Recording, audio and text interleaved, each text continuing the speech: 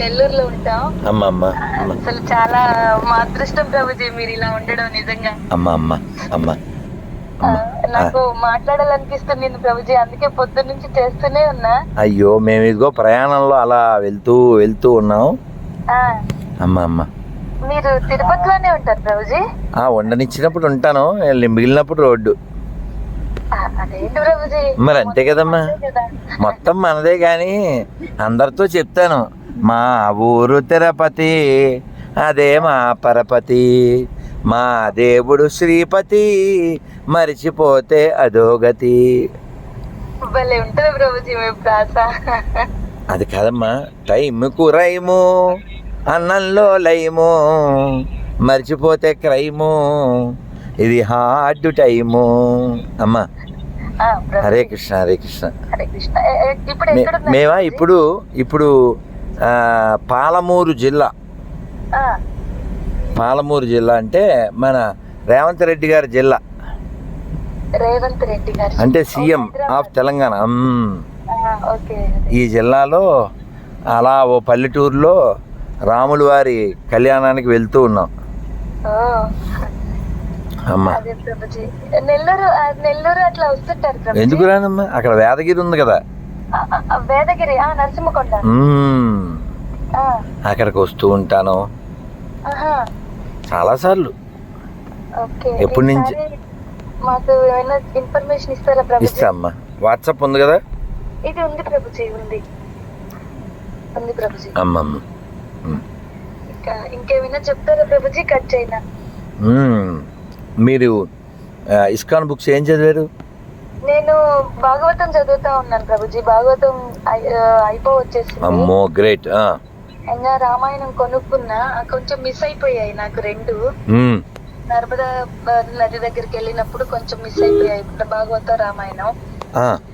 అయితే వేరే అబ్బాయికి చెప్పాను, తిరుపతి ప్రింటింగ్ బాగుంది, అంటే పైన నీట్ గా ఉంది, నాకు కొంచెం తెచ్చి నాన్న 25th లోపల అని అడిగాను. తెచ్చిస్తాను మాతాజీ అని చెప్పాడు.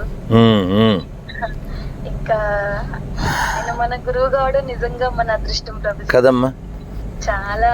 ఈ రోజు నిజం నేను మీరు కోపండి అంటే ఒక మాట చెప్పమ్మా, మాత చెప్పండి. అందరికి కృష్ణుడి వైభవాన్ని ఇస్తాడు, కానీ కృష్ణుడికి వైభవాన్ని ఇచ్చిన ఏకైక వ్యక్తి ప్రభుపాద. ఆయన the messenger of Godhead. అవును అవును is ambassador of the spiritual world. అవును. అందుకని నేను చెప్తాను, Prabhupad is a old man, no is a gold man, no is a gold mine, అవును ఈజ్ ఎ గోల్డ్ మైన్. అవును ప్రభుజీ.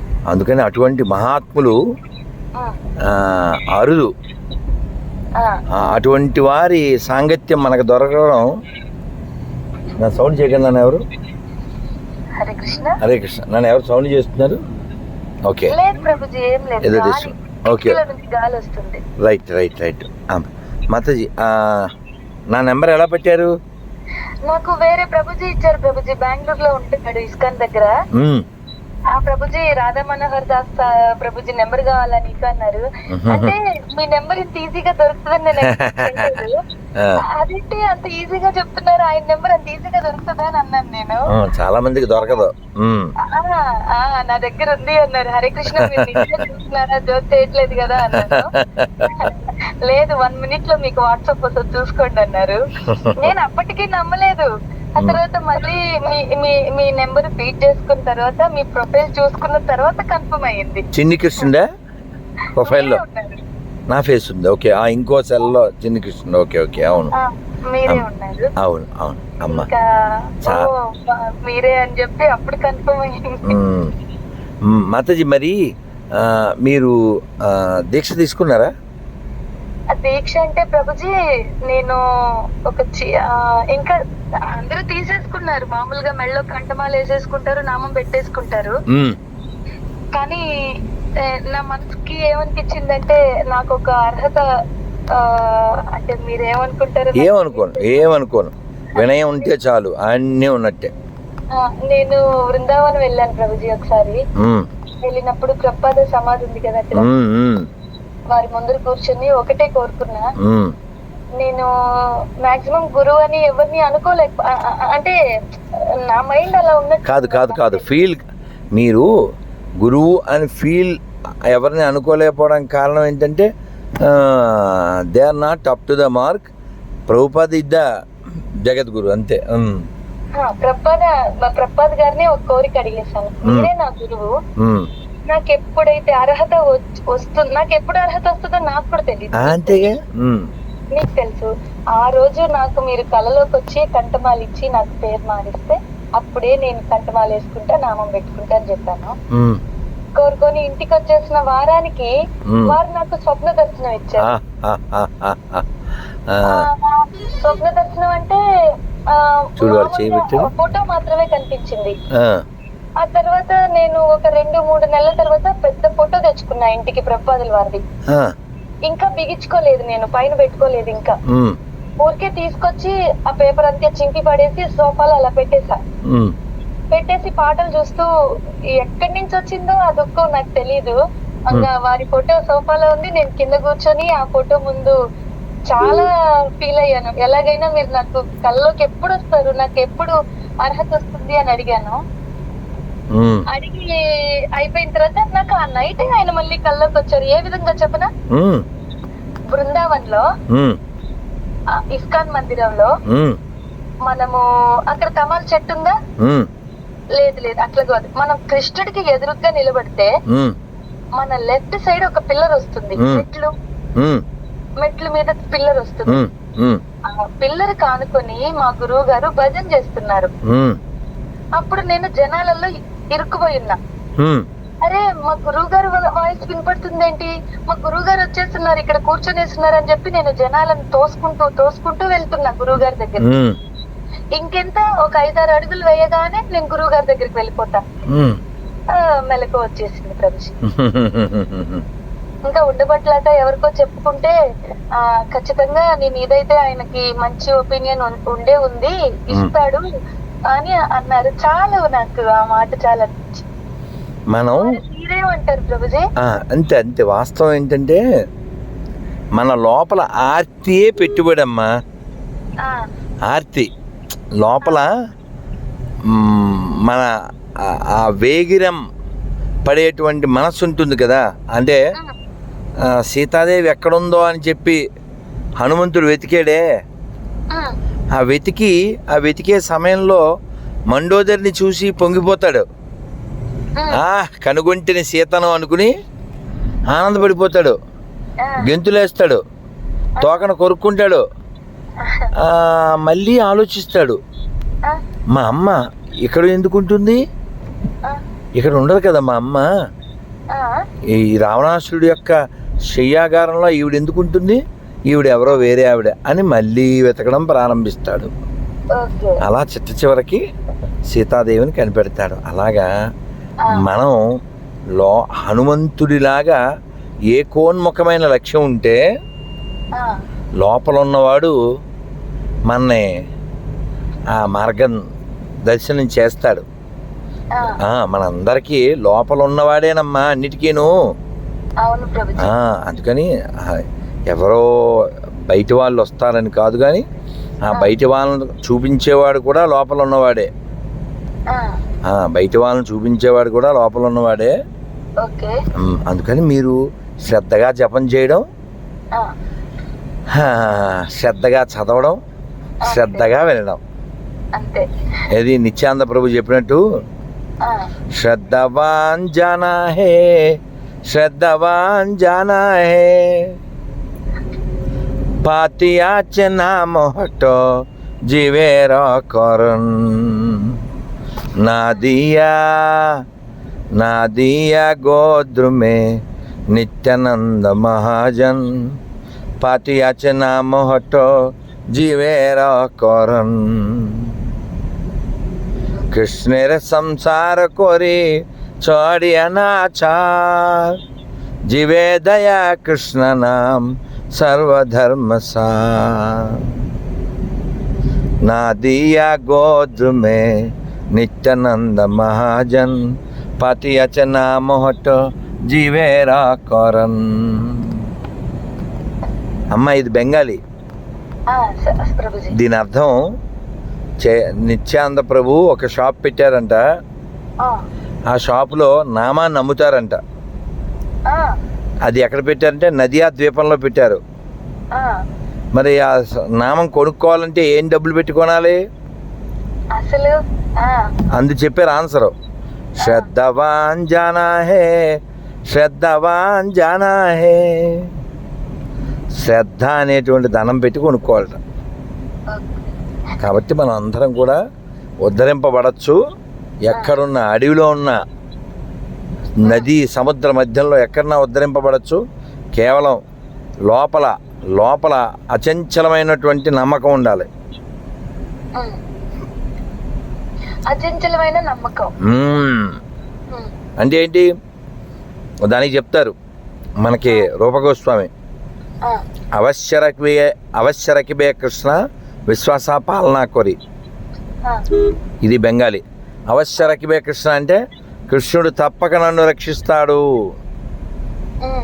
తప్పకుండా అని విశ్వాసంతో మనం గడపాలి. కృష్ణుడు నన్ను రక్షించి తీరుతాడు, ఆ ఫుల్ ఫెయిత్ అది ఉండాలి. ఆయన ఏర్పాటు చేస్తాడు. లోపల మనం లోపం లేకుండా మనం ఉంటే ఆయన చూస్తూ ఉంటాడు. ఎప్పుడు ఎక్కడెక్కడ ఏర్పాట్లు చేయాలో చేస్తాడు. లేకపోతే ఎక్కడో పల్లెటూరులో ఉన్న నేను, మా గురువుగారు అమెరికన్ను, ఎలా కనెక్ట్ అయ్యాం? కదమ్మా. ఓ పుస్తకం, నా స్నేహితుడు ప్రభుపాద ద్వారా ఆత్మసాక్షాత్కార శాస్త్రం నాకు తెచ్చి ఇవ్వడం ఏమిటి, నేను చదవడం ఏమిటి? లేదు నాన్న, లేదు. నేను నాకు 2 ఏళ్ల వయసుకి ప్రభుపాద వారు వెళ్ళిపోయారు. నాకు 2 ఏళ్ళు ఉన్నప్పుడు ప్రభుపాద వారు వెళ్ళిపోయారు. అంటే మీరు 73ఆ? 5. 75ఆ?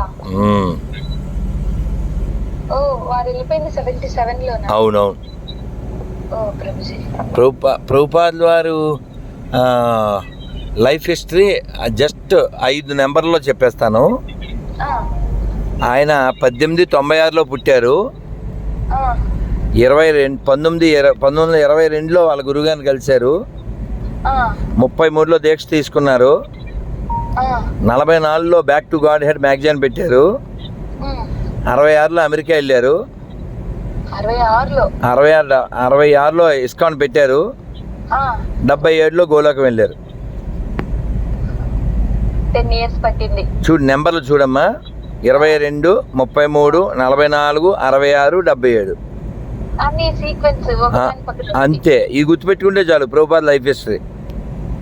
22 వాళ్ళ గురువు గారు భక్తి సిద్ధాంత సరస్వతి మహారాజ్ని కలవడం, 33 దీక్ష తీసుకోవడం, 44 back to Godhead magazine పెట్టడం, 66 ఇస్కాన్ పెట్టడం, 77 గోలోకంలో అడుగు పెట్టడం.